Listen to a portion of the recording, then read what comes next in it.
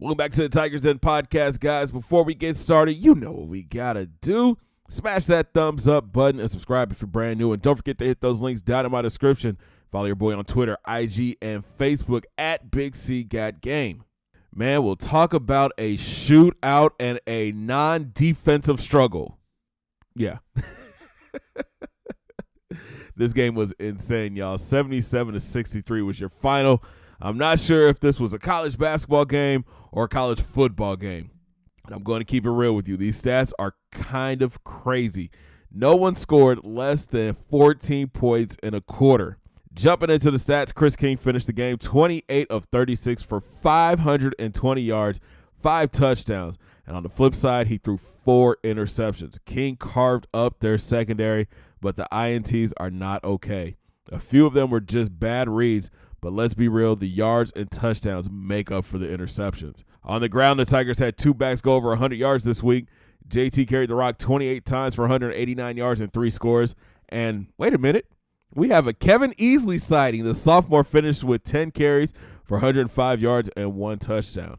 This is what I envisioned for the running game. JT would get the bulk of the carries, and Easley would come in as a change of pace back. Great game for the both of them. Out wide, Sean Edwards. Have yourself a day. 7 grabs for 209 yards and 3 touchdowns. Every week, Edwards seems to impress me more and more. Rob Bradford finished with 7 catches for 92 yards. But a big shout out to senior Gerald Cox. He had a career day, 5 grabs for 103 yards and a touchdown.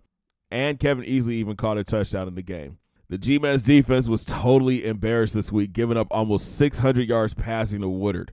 Forwarder led the way with 8 tackles and an interception. Collins also had 8 tackles, and West had 7. It was unreal. There was nothing we could do to stop the Razorbacks' offense. On special teams, I think we have found a new star. Eric Rogers showed up and showed out. After Jordan Paxson went down with the injury, Rogers came in and took a kickoff return and a punt return back to the house. We may have just found our new return man. Digging deeper into the stats, Arkansas outgained us and picked up more first downs, but special teams was the key. You take away those 2 returns for touchdowns, Grambling State probably loses this game. But we did win, and the Tigers are still your number 1 team in the nation. The Sooners are in at 2, Georgia is 3, Ohio State is 4, Texas falls 2 spots to 5, A&M is in at 6, Nebraska is 7, USC is 8, Bama's in at 9, and the Irish fall 6 spots to 10. To the trail we go, and there were no major changes this week, but you can stay up to date with everything GSU and recruiting by following your boy on Twitter, IG, and Facebook at Big C Got Game. Well, this week we continue SEC play against Mississippi State. The Bulldogs come in 3-2 on the season. After rolling off 3 wins in a row, they come in off of back-to-back losses to LSU and Michigan. Mississippi State is led by senior quarterback Josh Long. He's thrown for 873 yards, 6 touchdowns, and 4 interceptions.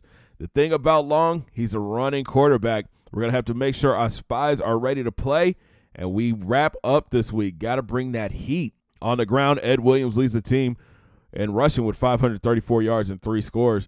Long is second on the team with 386 and 2 scores. Crazy stat. Long has more carries than his 2 running backs. Out wide, the Bulldogs will be without their leading receiver, Darren Young. He leads the team in catches, yards, and touchdowns. But Kurt McKenzie isn't a slouch. He's second on the team with 19 grabs for 231 and a score. This seems like the type of offense where the G-Men defense can bounce back in a big way. On defense, Mississippi State is very solid. Their D-line is stout with Hudson and Harris at DN. At D-tackle, Houston and Holmes are disruptors up the middle. At linebacker, Kyle Hill is a menace, and Knox and Bradley are both tackling machines with great speed. Where the Tigers could dominate is through the air because the Bulldogs secondary is mediocre at best. Kerry Ransom is the best corner on the team, and there's a huge drop-off after him. With 2 safeties that are known for being hard hitters, look for the Tigers passing game to have another huge day. And Herbie agrees, picking the Tigers to dominate over the Bulldogs. Thanks for watching, guys. Make sure you smash that thumbs up button and subscribe if you're brand new. And make sure you ring that bell and join the Noti Squad. And we'll talk from Stark Vegas. Have a great day, guys. 2 fingers in the air. Peace.